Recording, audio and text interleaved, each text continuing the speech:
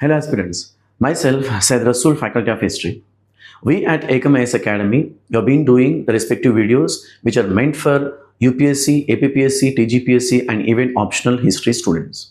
So in this session, we have taken one of the important topics for all competitive exams including optional history, new religions in 6th century BC.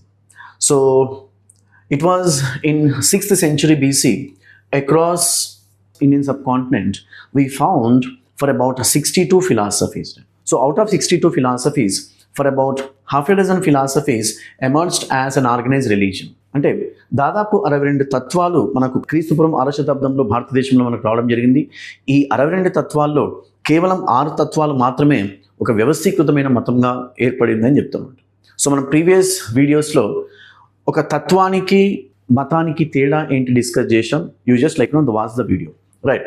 So in this session will have the brief what we call events which led to the rise of Jainism and Buddhism. So first and foremost region, in fact when you're reading the topic called Jainism and Buddhism, you have to focus much on the events which you might have studied as part of later Vedic period. అంటే Vedic సివిలైజేషన్లో భాగంగా మీరు early Vedic period కానివ్వండి, later Vedic period కానీ చదివిండొచ్చు. తొలివేద నాగరికత అంటాం, మలివేద నాగరికత అంటాం. So early Vedic period 1500 BC to 1000 BC and later Vedic period 1000 BC to 600 BC. మలివేద కాలం నాటి పరిస్థితులే మనకు క్రీస్తుపురం 6వ శతాబ్దంలో జైన బౌద్ధ మతాల ఆవిర్భావానికి కారణాలు అంటాం. సో మళ్ళీ ఈ మలివేద కాలంలో అటువంటి పరిస్థితులను చూసినట్లయితే take example of social factors, మనం సామాజిక కారణాలు అంటాం. సోషల్ ఫ్యాక్టర్లో భాగంగా later Vedic society was Verna based society, otherwise called as the cast based system. కుల వ్యవస్థ అంటాం, క్యాస్ట్ బేస్డ్ సిస్టమ్. మళ్ళీ క్యాస్ట్ బేస్డ్ సిస్టంలో భాగంగా we have Brahmins, we have Kshatriyas, Vaishyas and Shudras. So Brahmin, Kshatriyas, Vaishyas and Shudras. మళ్ళీ ఈ caste based society, in fact caste based society is nothing but discrimination. అంటే ఎలాంటి discrimination? Social discrimination. So first 3 castes ఏవైతే ఉన్నాయో వాటిని మనము ద్విజాస్గా పరిగణించాలి. ద్విజులు అంటాం తెలుగులో, ద్విజాస్.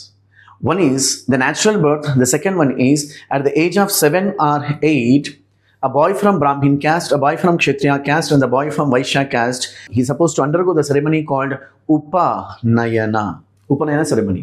Once he goes the ceremony, he would be given the tag called Dvijas. So we learn Dvijulu antam.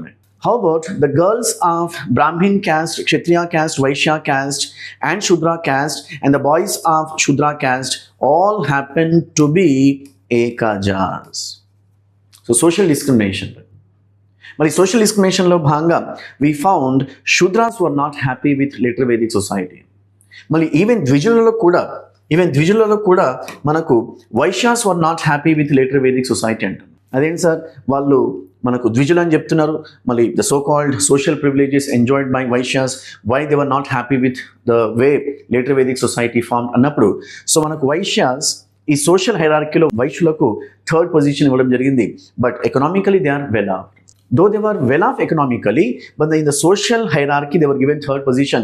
Outcome, Vaishyas were not happy. After the same towards Kshatriyas were also not happy the way later Vedic society was functioning. Ram Sharan Sharma and other scholars opine that it was a Kshatriya's revolt against Brahmanical domination. అంటే బ్రాహ్మణుల ఆధిపత్యానికి వ్యతిరేకంగా క్షత్రియులు చేసిన తిరుగుబాటుగా జైన బౌద్ధ మతాలను అభివృద్ధించడం జరిగింది.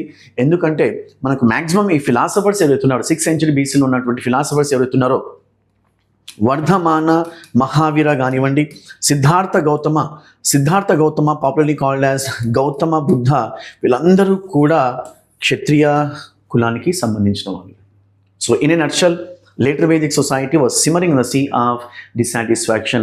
Outcome, the dissatisfaction people supported someone when someone has come with alternative antam. So with this background come to economic factors. ఆర్థిక పరిస్థితులు ఉంటాయి. సేమ్ మలివేద కాలం నాటి ఆర్థిక పరిస్థితులు. సో లేటర్ వేదిక్ పీరియడ్లో మనకు అగ్రికల్చర్ అనేది ప్రధాన ప్రొఫెషన్ అంటాం. Whenever you talk about agriculture, you can't imagine agriculture without animals. మళ్ళీ ఈ యానిమల్ సాక్రిఫైజెస్ను చాలామంది వ్యతిరేకించడం జరిగింది, especially those who are associated with agricultural activities. In the name of rituals, the later Vedic Rajan, in the name of rituals, high caste, they started sacrificing animals. For example, when a Rajan performs When a Rajan performs, obviously the ambitious Rajan performs Ashwamedha Yaga, he's supposed to sacrifice for about 600 bulls, 21 cows, and 1 horse. The massive animal sacrifices another major reason for the rise of Jainism and Buddhism. And if someone asks the question, what is an attitude of Jainism and Buddhism towards animal sacrifices? Animal sacrifices were completely rejected by Jainism and Buddhism. In fact, Jainism and Buddhism stood on ahimsa. One of the Pali texts from Buddhism, by name Sutta Nipata, it started praising cow as Annada, Vanneda, and Sukhada. Annada, giver of food. Annam pettedi. Vanneda, giver of beauty. And Sukhada, giver of happiness. So what I'm trying to tell you, while you're writing general studies mains answers, when you write such kind of statements, let me tell you, your script would be elevated. So these are the various factors which are responsible for the growth of Jainism and Buddhism. Thank you.